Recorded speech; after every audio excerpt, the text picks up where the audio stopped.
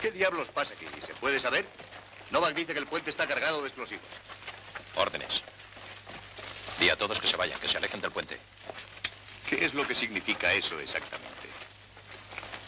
¿Qué vas a hacer con el puente? Lo que me han ordenado. ¿Quién te ha dado esa orden? El mando supremo. Nada menos. No te importará enseñarme la firma de Tito, supongo.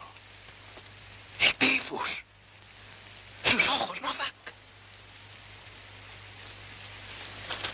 El tifus. No tiene el tifus. Sí lo tiene. No es verdad. Agárrale, Novak. Yo no tengo el tifus. No hago más que cumplir órdenes.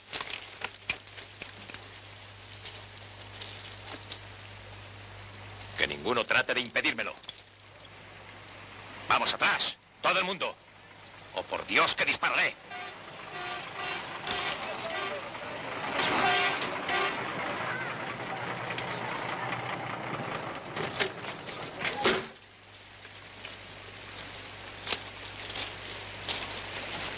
¿Qué es esto? ¿Una convención? ¡Vuela al puente!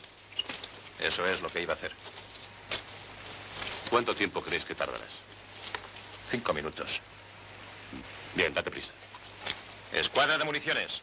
Adelante. Me parece que alguien nos debe una explicación. ¿Por qué hemos recorrido 300 kilómetros para llegar a este puente? ¿Para ver cómo lo vuelan ahora? Porque nos han ordenado volver atrás, Iván. Porque el hospital central en el norte está siendo atacado. Y los Chetnik están en posición al otro lado del río.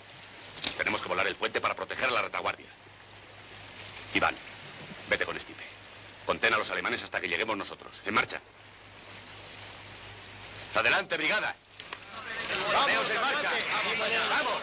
¡Todo el mundo adelante!